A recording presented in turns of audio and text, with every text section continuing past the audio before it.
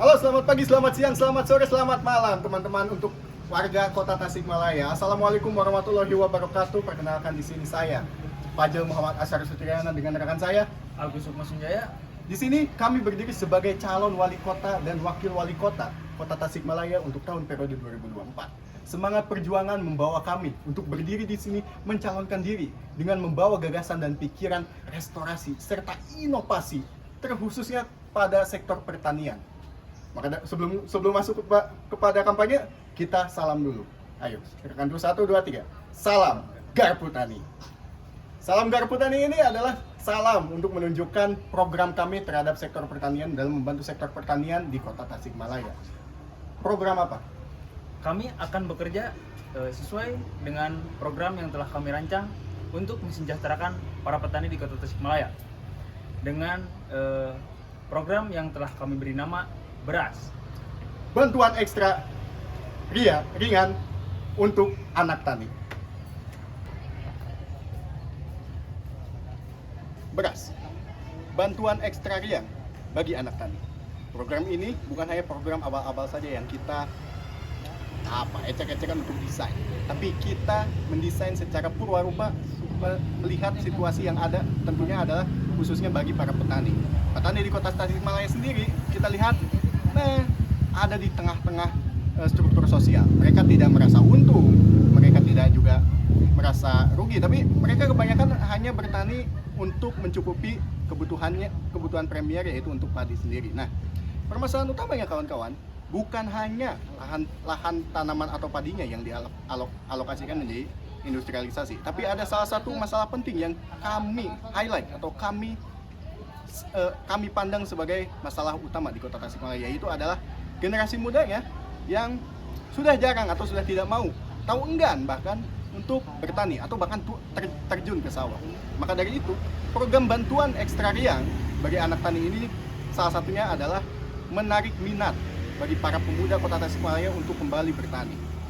Salah satunya program yang ada di dalam beras ini adalah yang satu adalah Cinta Tani.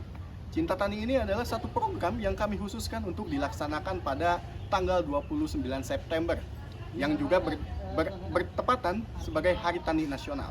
Programnya apa? Cukup simpel.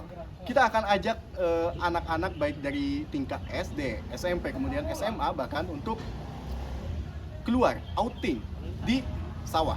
Kita akan mengajarkan mereka, mengedukasi mereka bagaimana pekerjaan di tani dan apa tujuan bertani itu dan apa gunanya bagi petani itu, kita tunjukkan kepada mereka sehingga setidaknya ada sedikit cerita harapan mereka muncul dan ingin untuk kembali bertani seperti itu. Pendidikan bertani, yang mana program ini bertujuan untuk meningkatkan minat para pemuda untuk bertani dengan melakukan pembekalan dan juga sosialisasi atau juga pembinaan pendidikan gitu. Bisa dilakukan di mana saja, seperti di sekolah atau di luar sekolah. Setelah kita membicarakan soal bagaimana mengentaskan atau meningkatkan minat para pemuda untuk bertani, selanjutnya kita punya program yang memboost atau meningkatkan kualitas pertanian. Nah, di dalam program ini ada banyak program turunan lainnya. Yang pertama adalah bagaimana meningkatkan kualitas beras. Peningkatan kualitas beras ini kita lakukan tidak lain dan tidak bukan adalah untuk bisa bersaing dengan setidaknya sektor pertanian kita itu ada di level di mana sama seperti negara-negara yang punya sektor pertanian yang juga jauh lebih advance atau jauh lebih tingkat seperti Jepang, Cina, Belanda, dan bahkan Thailand yang merupakan tetangga negara kita. Kita ingin dalam program ini Jawa Barat itu menjadi salah satu produsen beras bukan hanya berskala nasional tapi bisa berskala internasional. Kita ingin melakukan ekspor.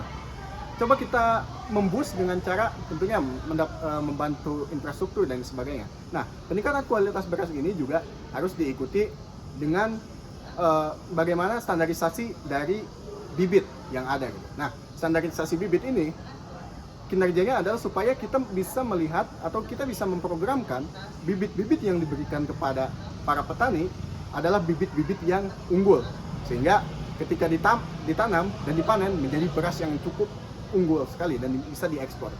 Nah, kemudian kita ingin supaya seperti Pemprov lain. Kita melihat atau kita berkaca pada Pemprov Jawa Tengah, terlebih di Kabupaten Sukoharjo.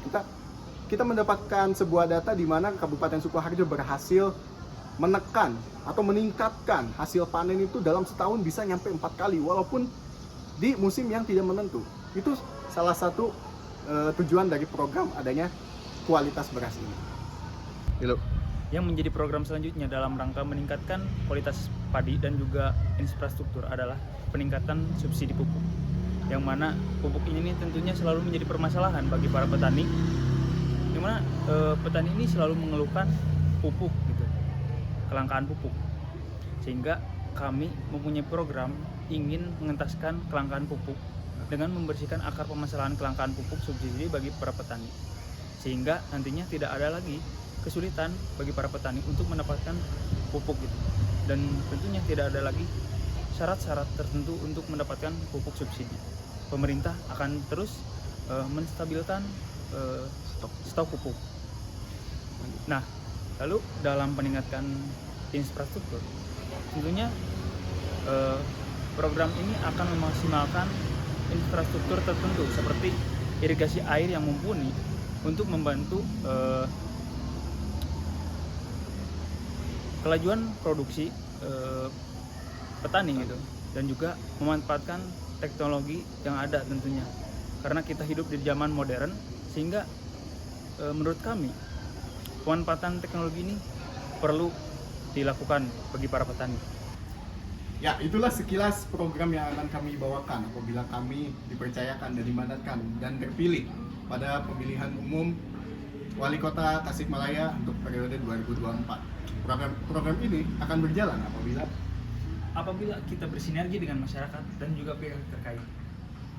Oleh karena itu, apabila kalian ingin atau kesejahteraan petani ingin meningkat dan juga kalian mendukung kesejahteraan petani, jangan lupa untuk coblos kami di Pilkada tahun 2024 Kota Tasikmalaya nomor 3, dan juga salam Garpo Tani.